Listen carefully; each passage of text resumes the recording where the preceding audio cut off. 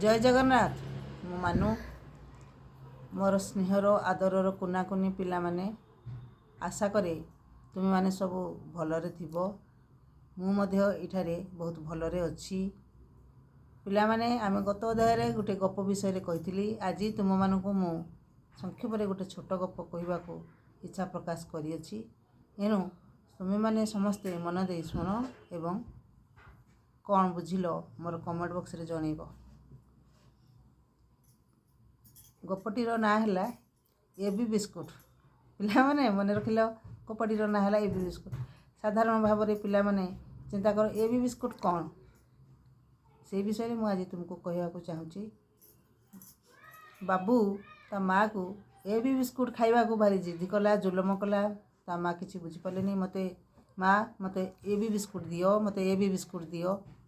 ए कथा शुणी बाबूर माँ बड़ आश्चर्य हेले एवं निजुक निजे पचारे ये कौन कौची मत किसी बुझीपारू नहीं।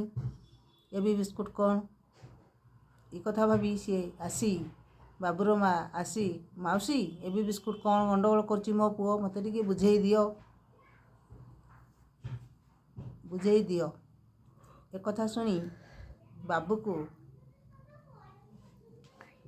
डाकी माउसी कहले एबी बिस्कुट कौन तू कौन खाइबा को चाहूँ। मु किसी शुणबी नहीं, मत तुम्हें एबी बिस्कुट दियो, एबी बिस्कुट दियो। जुलम कला। मु बड़ आश्चर्य हेली एबी बिस्कुट कौन आमर तो मैरीगोल्ड, पार्लेजी कि अन्य प्रकार मैरीगोल्ड बिस्कुट अच्छी। एबी बिस्कुट कौटू आसला। आश्चर्य है कि माउसी बाबूर माँ को पचारे जिते बड़ी पचारे सी भी निजे आश्चर्य हेले। सेठू बाबू बोतल थुआ होता एबी बिस्कुट एपरा एबी बिस्कुट कही से एबी बिस्कुट कही से बोतल किसी बिस्कुट काढ़ला एवं सी माउसी ता माँ को समस्त को देखे कहला एटा हूँ एबी बिस्कुट। हठात बाबूर माँ आश्चर्य होगा संगे संगे मने मने खुशी भी हेले। कहले देख से बिस्कुट रे लेखा होता ए आउ बी, प्रकृत बिस्कुट ना हूँ एनी टाइम। से कथा से जेहेतु छोट छुआ से विषय से किसी न जानी से खाली एबी बिस्कुट दियो, एबी बिस्कुट दियो बोली कही चलला।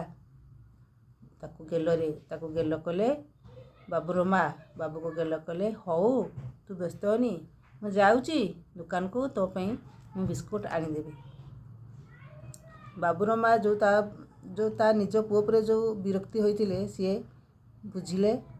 एणु मु समस्त को कहूँ पिला मानकर कौन आवश्यक से माने कौन चाहूँगी से विषय सब भल भाव चिंता करी बुझी से मन को बुझिकी सहित सब मिसी तुम्हें बड़ करने को पड़ो। यह ही थिला मोर एबी बिस्कुटर गप। सार कथा है जेकोसी जिनस आम बुझा तापर छोट हो बड़ हो समस्त को बुझेबा। हौ रही तुमर आदरर मानु दीदी। नमस्कार। जय जगन्नाथ।